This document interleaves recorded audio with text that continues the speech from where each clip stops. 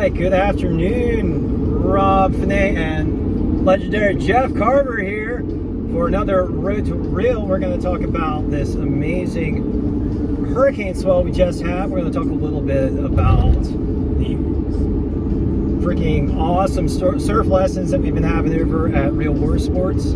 A fantastic trip that Real is putting together to one of the best surf spots in the world. And we're going to talk about prospects for the upcoming hurricane season. Jeff, what do you think about the recent swell that we had? You know, I give, it definitely had its ups and downs. I give it a solid B+. B+. I give it a B+. It is right on that B+, A-. It's a 89 or a 90. So it was super fun. We got to surf quite a few different spots. The wind on Sunday was an issue in the morning, and then it straightened out. It had power. I wish there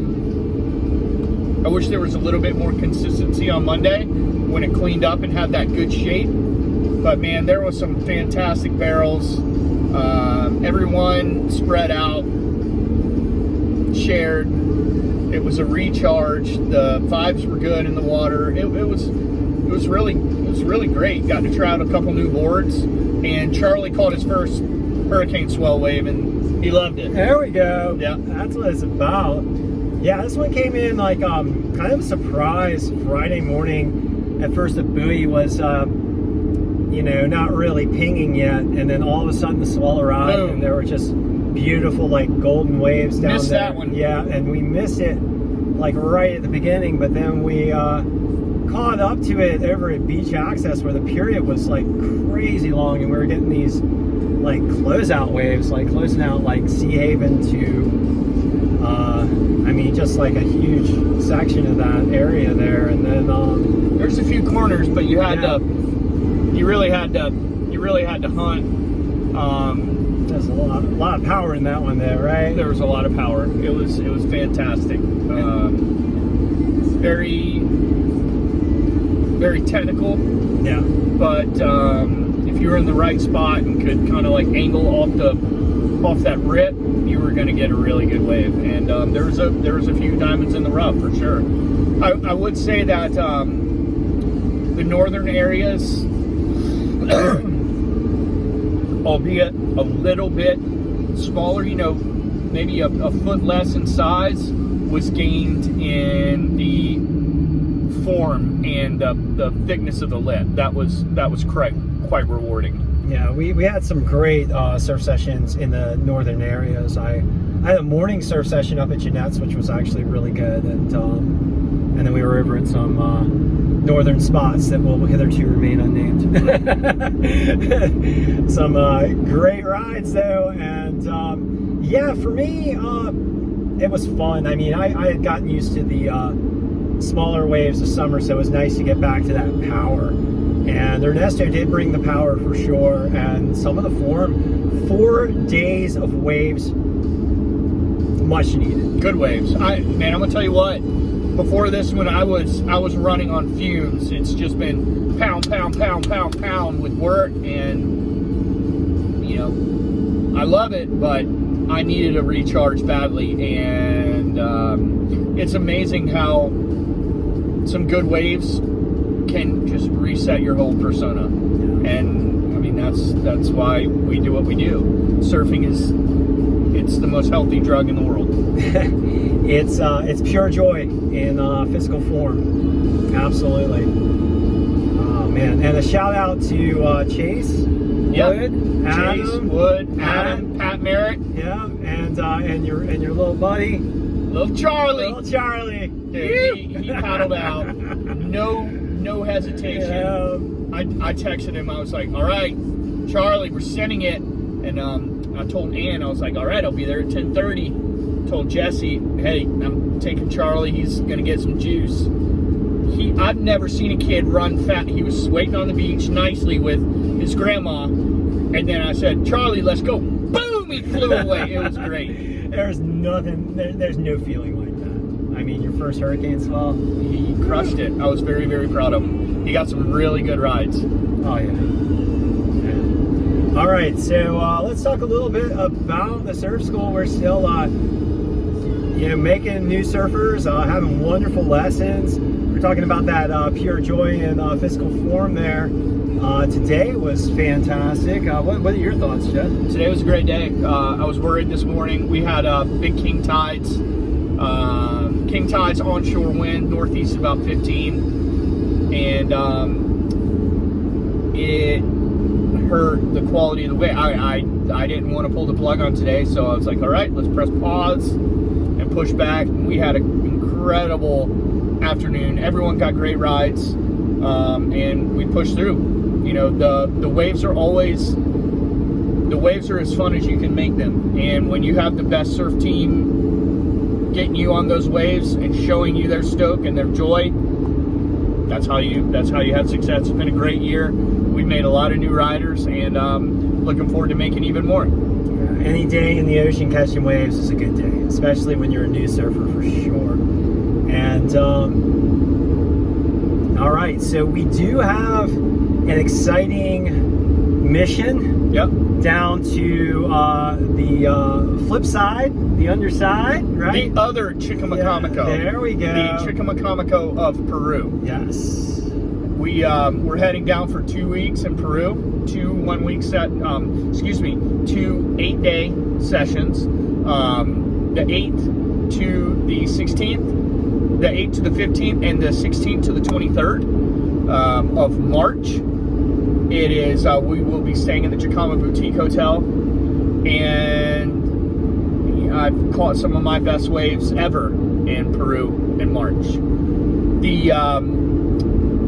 We will be running surfing, foiling, and winging lessons and guided tours. It's essentially a off-site package with an all-inclusive rate to come and stay at my favorite place in the entire world. The Chicama Boutique Hotel is Chicama Surf Resort.